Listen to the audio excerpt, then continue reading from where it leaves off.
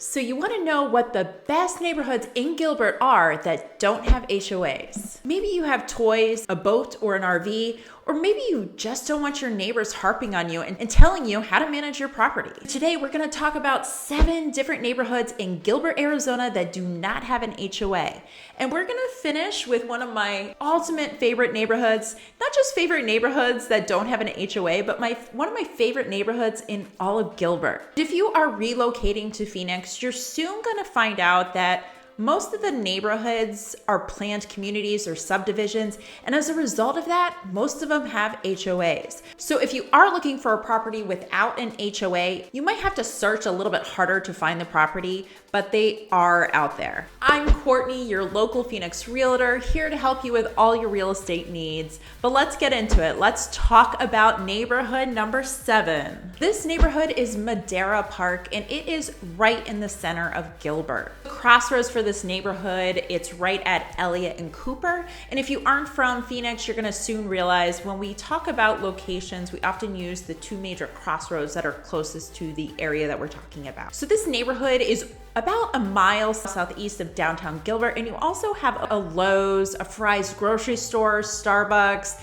a few gas stations, all within a mile of this neighborhood. So even though this property doesn't have an HOA, it is still a planned community, so there is some uniformity across the neighborhood. Most of the homes were built in the mid-90s, and you'll see a good mix of both 1-story homes and 2-story homes. Now, most of these homes are going to be about 3 to 4 bedrooms, 2 to 3 baths. Some of the ranch-style homes are a little bit smaller. Some of them are even as small as 1,300 square feet, where most of them go up to 1,800 square feet. And then a lot of the 2-story homes, those are gonna be a little bit larger. Some of them even get as large as 2,500 plus square feet. The lot sizes in this neighborhood are pretty average for Gilbert. It's about 6,000 to 7,000 square feet. Now, as far as price goes, if you have a smaller house, it's gonna be a little bit below the median home value in Gilbert. However, it really just depends, are there upgrades? Is it a larger home? Does it have a pool? Those things are going to drive up the price of the home and might even exceed Gilbert's median home value today. Neighborhood number 6 that I'm going to talk about is actually right next to Madera Park, and this is Gilbert Estates. Now, the properties in this neighborhood, you can see they're a little bit older. A lot of them were built in the 50s. Some of them were built in the 60s. Now, we are starting to see this neighborhood turn. In the past couple of years, we've seen more and more flips. A few Airbnbs actually even come to this neighborhood. Now, with it being an older neighborhood, you do see some houses that are a little bit run down, might need a little TLC. Now, if you are looking for a home to flip or maybe a fixer-upper, this could be a great neighborhood. Just like Madera Park, it's also only a mile south of downtown Gilbert. Now, as far as the values of the homes here, it really just depends if the home has been renovated or not. If you're looking for a property that has already been flipped and fully renovated, you could be paying a pretty penny for that depending on the type of finishes. However, if you're open to a home that needs a little bit more TLC, you're gonna find something that's could be considerably below the median home value in Gilbert. So now we're gonna jump up a little bit further north to neighborhood number 5, and this is Villa Madeira. So this neighborhood is right at the crossroads of Guadalupe and Gilbert. Most of these homes were built in the early 80s. So one of the best parts of this neighborhood is the location and access to the freeway, Highway 60. Of all the neighborhoods we're gonna be talking about today, this one is the closest to Phoenix. You're only about a mile away from the 60s, so it's far enough away to be away from that noise pollution, but it's just so easy to hop on Gilbert and get right to 60. So if you look at these homes, you can see the architecture's a little bit different. You aren't going to find that desert type architecture with the stucco walls, the tile roofs. It wasn't really until the mid-80s that we started seeing that shift in architectural design towards the more desert style. So these homes are going to be single level homes. This is actually one of the cheapest neighborhoods in Gilbert. These homes are more of what I would call a starter home. They're on the smaller size. A lot of them are between 13 to 1,500 square feet. You'll see more homes with carports as well. Now, I will be honest about this neighborhood. neighborhood, when you're driving through it,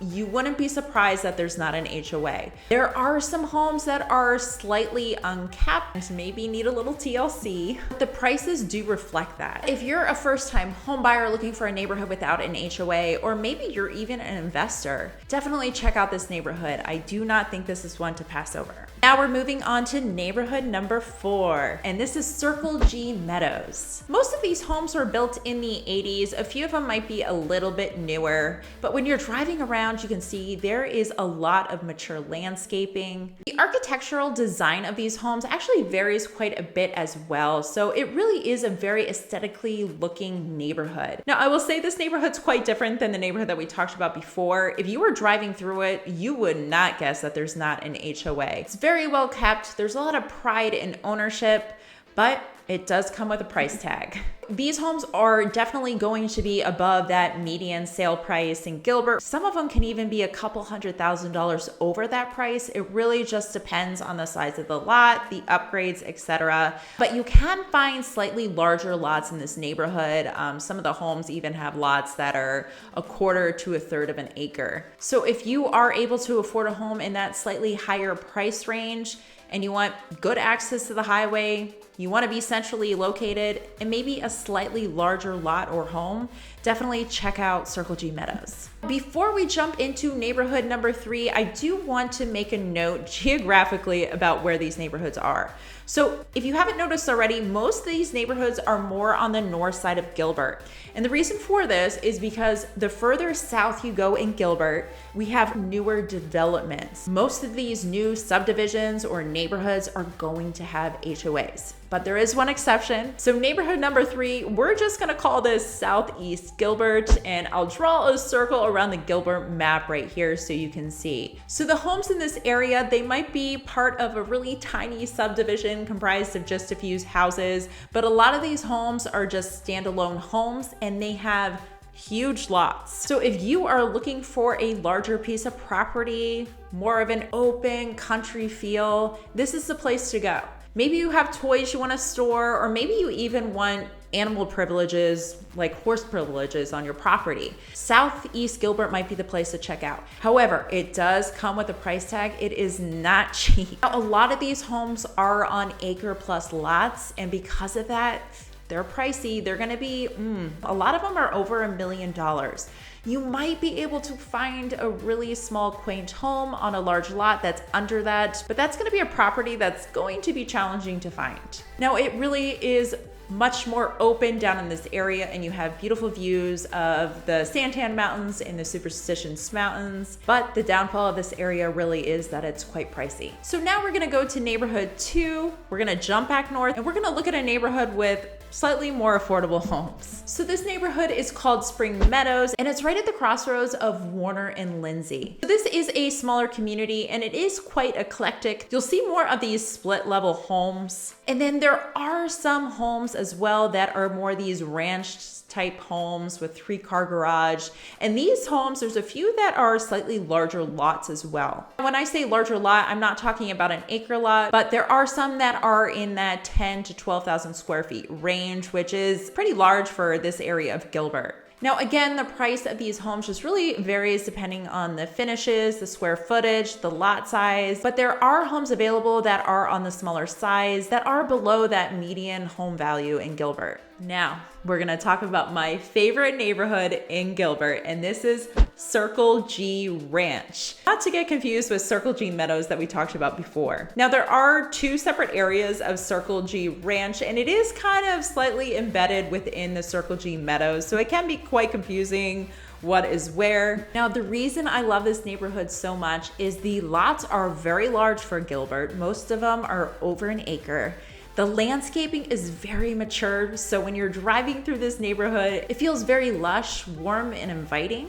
And then each of the homes look very different from one another. The architecture is very unique from home to home. The homes in this neighborhood are quite large as well. A lot of them are 3,000 to 4,000 square feet. Homes really are gorgeous and distinct, and as a result of that, this neighborhood is quite a coveted area. So with that though, is the downfall, the price. This neighborhood is very expensive. Most of these homes are going to be $1 million+ homes.